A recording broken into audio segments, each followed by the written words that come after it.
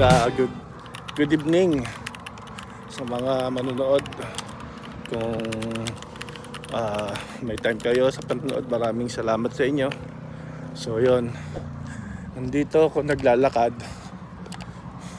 kasi ano yun, hinatid ko yung sasakyan kasi gagamitin ni Commander pag uwi niya. So kasi maaga ako pa lagi ngayon, pang umaga ako sa trabaho. Since exercise na rin, walking, okay lang. So time check, ano na,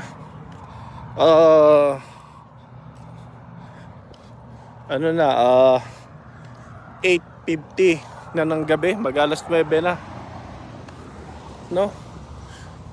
Yan, mag-alas 9 na. Tonight is July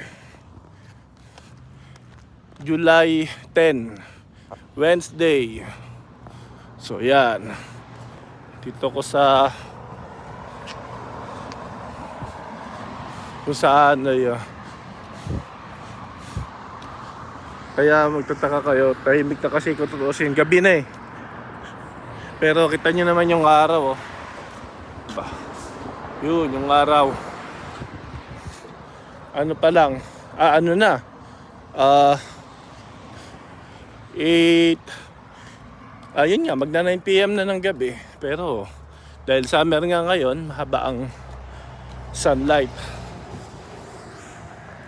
matagal pa lulubog yung araw, mga 10 past 10 or 10:30.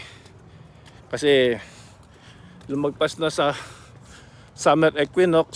So nung summer equinox nung June 22, yun yung time na nasasaktong yung posisyon ng araw at ng earth. Ngayon medyo paano naman siya, unti-unti yan iikli hanggang sa dumating na yung fall season. Pero sa ngayon, enjoy muna natin yung enjoy muna natin yung tag-araw, no?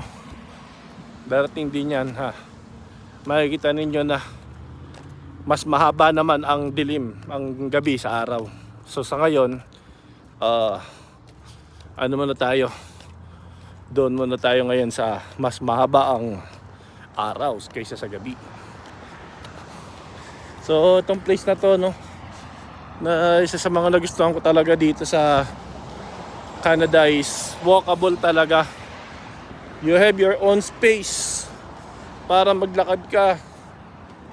Hindi ka may stress na kada lakad mo paliko-liko ka kasi may mga nakaharang. So ito, walkway mo lang yan. Ang tanging kasabayan mo lang dito is mga scooter or e-bike o mga nag-skateboard or mga bike. Pero kung wala kang kasabay, yan ako, solo ko dito. Walang sidewalk vendor, walang nakatambay, walang nakakalat. So pero di ko naman sabing perfect, no? Kasi to kumbaga sa atin, kung tutusin na to subdivision na to pero kung anuhin mo, halos lahat yan ganyan talaga. May kasi tinatawag na nakaplan, kaya ganyan, no? See, diba? Sa atin na to yung ganitong style subdivision na pero dito hindi, mapa city na ganito o urban area or mapa probinsya sa rural area, ganito po may sarili talagang daanan. Lakas ng hingal ko, no? So yan, yan ang araw, grabe.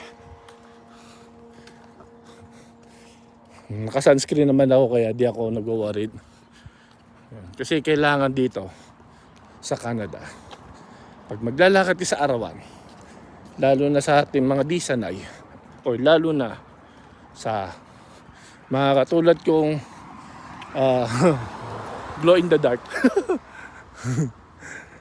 So, kailangan natin ng sunscreen kasi may team na nga tayo, masusunog pa tayong balat natin. Ano na, hindi tayo makikita lalo sa dilim, hindi na ano, di ba? Kaya kailangan may sunscreen ka. Sa Pilipinas, ganito rin naman yung ano ng araw, pero hindi ako nagsi-sunscreen doon. Dito nagsi-sunscreen ako kasi iba yung init ng araw dito, sobra. Ay, yun pala, papakita ko sa inyo. Ganyan sila ka-compassion sa mga animals. Ito, nakikita niyo yung planggana na yan. Yung planggana na yan, may laman tubig yan. Ayan. Yan. May laman tubig yan kasi yung mga hayop or mga aso na dadaan, if ever dun sila iinom dun sa planggana na yun na may laman tubig. Ganyan sila ka compassion sa mga animals. Hindi nila binubulabag ang mga animals dito. Mapa ibon, mapa rabbit or squirrel whatsoever. Hindi nila binubulabog yan. Hindi nila tinataboy. Siyempre, wag lang yung mga wild animals, siyempre. Ibang usapan naman yun. Ibang topic naman yan. Pero kung yung mga animals na karaniwan nakikita sa mga ganitong mga mapupuno like birds, squirrels, or gophers sa mga ibang places, tsaka yung rabbit, minsan may deer, pero dito sa city, dito wala, madalang ng usa dito. So dito they always have compassion. So kita nyo, di ba, may time na ako naglalagay ako ng pagkain ng ibon kasi kumbaga wala akong alagang ibon, no? That's for the yung mga wandering birds, ika nga, mga namamasyal, at least magutom man sila while there, nag-travel sila from one place to another, may makain naman sila, diba? So ganyan ang ano nila, attached sila sa mga animals. Di gaya sa atin, makita kong ibon, diba, ako guilty din naman ako kasi nung bata rin ako ganyan. Kita kong ibon, bubulabogin ko yan, diba? So dito hindi sila ganon. Kaya mga ibon dito, kahit minsan dumadapo sila dyan, hindi sila ganon kailap sa mga tao dito. Kasi nga, hindi sila inaano, hindi sila pinapansin. Nayaan lang sila dyan. Kung dumapo sila dyan, dumapo sila. Ganon din sa mga rabbit. Yung rabbit naman, ano din talaga yan eh. Parang pag makakarinig na ng kaluskos, tatakbo na yan eh. Baga para sa mag-isa, ano ba, tamang hinala ba? So yan. Ang lakas ng hingal ko, grabe. Ano na ako? Taga 3 kilometers, hindi. 1.7 kilometers. So yan. Daming dito. Mga signboard kasi pag mga school zone, tulad ng sabi ko last time,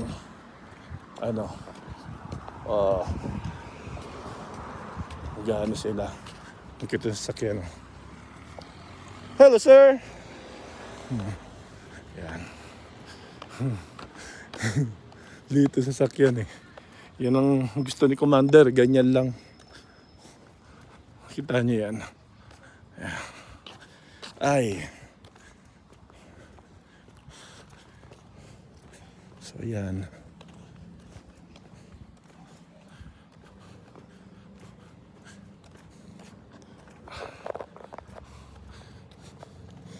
Dito ganito, napaka-peaceful, diba?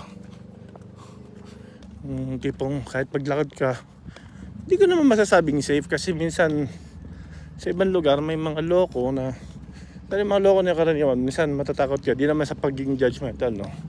Sa mga homeless, yung bala, mga naka ano, alam mo na. Pero hindi naman madalas, lalo na sa ganitong looban. Sa atin, pag sinabi mo looban, matakot ka na eh. Ito, looban na to. Diba? Ganyan lang. Diba, napaka-peaceful. Makakapag-isip ka habang naglalakad ka, makakapag-isip ka ano ba mangyari sa buhay ko. Diba? Makakapag-brainstorm ka habang naglalakad ka. Hindi yung naglalakad ka, lingon-lingon ka kasi may dadaang sasakyan. Lingon-lingon ka kasi bigla may mga habol sa iyong aso. Lilingon ka kasi may mga mga bata naghahabulan. Ditingin ka sa daan kasi baka makatapak ka ng mga dumi ng aso, napakalat-kalat. Diba? O tingin-tingin ka kasi baka matalisod ka, may tubong nakaangat. Diba? Ganito lang. Sinasabi ko nga, hindi ako nangarap makarating dito para sabihin na para yumaman. Nako, kung pangarap mo yumaman, kung gusto mo pumunta rito para yumaman, nako. Takes time. Kung gusto mo lang ng maayos na buhay, okay lang yan dito. Pwede kong masabing magmaayos ang buhay mo. Basta magsisikap ka. Basta masipag at tiyaga ka. So yun lang muna. So yun. Diba? Ito pa rin, naglalakad pa rin tayo. Pauwi.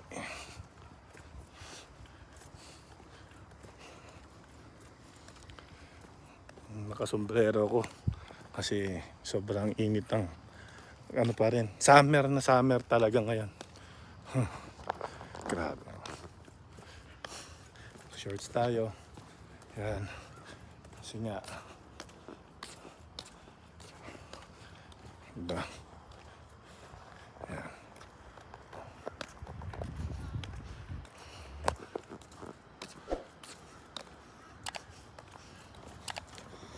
Minsan lang to. Ano lang to. Mga 1 month or 2 months lang to. Kasi August, minsan ang August malamig na eh. So nakikita niyo yung bus. Yan, may tamang hintuan yan, may tamang sakayan at babaan yan. Hindi ka pwedeng bababa ang saan mo gusto. Yan, diba? Walang bumaba, so hindi siya minto. At wala rin naman sasakay. Sa pa, may oras yan. So, kailangan, kung wala ka sasakyan at gusto mo mag-bus, kailangan, alam mo yung oras. In fairness naman dito, at siyempre, may app ang mga bus dito. May app sila para sa phone. So, para doon sa phone app, doon mo matatrack yung schedule nila ng bus. O, diba? At least matatrack down mo sila. Ayan. Ganyan ang mga hintayan ng bus dito. Ayan. May iba, may waiting shed. Ito, katulad dito, wala. So, ayan. Ito yung mga papunta ron. Hindi yan labo-labo kasi may mga number yan. Bagay, tulad nun, 124. 124, ano siya? So, hintayin mo yung bus number 124 dyan. At ang susunod na hintuan yan, doon na sa kabilang kanto. Diba? Hindi pwede yung doon ang sakayan, dito ka mag-aabang. Ay, hindi pwede. Nakikita niyo yung fire hydrant na yan. Hindi ka pwede mag-park dito. Kapag may sakyan ka, hindi ka pwede mag-park dyan sa tapat niyan. Hindi ko sure yung exact na sukat. Pero may exact na sukat yan. In between, bago ka allowed mag-park. Kasi, Pag nagpark ka dyan, sa tabi mismo ng fire hydrant na yan, at na-timingan ka ng multa ka. At isa pa, pag nagkaroon ng sunog at kailangan ng fire hydrant na yan, ang sasakyan mo, may right sila na basagin ang windshield ng sasakyan mo at doon nila ipasok doon para ma-connect nila yung hose dyan sa fire hydrant. So wala kang angal doon kasi bawal nga yan eh. At ang mga fire hydrant dito, no, hindi katulad sa Pilipinas, mga fire hydrant na yan, gumagana yan. Hindi yan props lang yan dyan, gumagana yan. Kaya dito ang mga bombero, hindi ganun masyado kalaki ng mga fire truck nila, dahil bawat area o bawat, hindi ko alam kung ano exact na sukat ng distansya niyan, basta bawat mayroon niyang fire hydrant na gumagana, hindi designed. Yan. Ayan, di ba? Hindi ka pwede mag-park sa tapat niyan. So, yan. Yun lang muna. At maraming salamat. God bless. Have a nice day every day. Tapos, pagod na ako. Dito, kahit nakago, hindi ka pwede tumawid. Kasi naka-stop yung kamay. Ipindot ka muna rito. Ay, nako. Kapagod. Pindutin mo yan para mag-workout yan. Kapag naka-green yan at naka-stop yung kamay, hindi ka pwede tumawid dyan. Kailangan naka-green yan at the same time nakaputi yan na may sign ng walk. Lalo na kung pumindot ka nito, kailangan mong pumindot yan. Tagal. Yan, nag 10 seconds na. So ibig sabihin, malapit ako tumawid.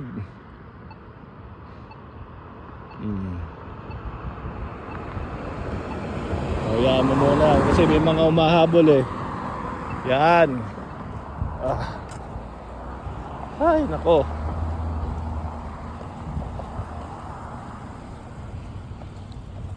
Yan na, 8 seconds agad, pambira.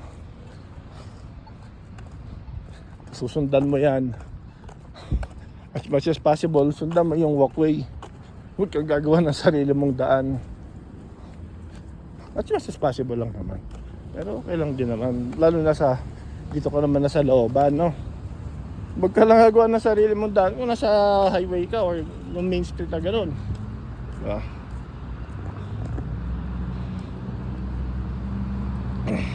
Kaya yun lang naman. I see trees of green, red roses too. I see them bloom for me and you. And I think to myself, what a wonderful world.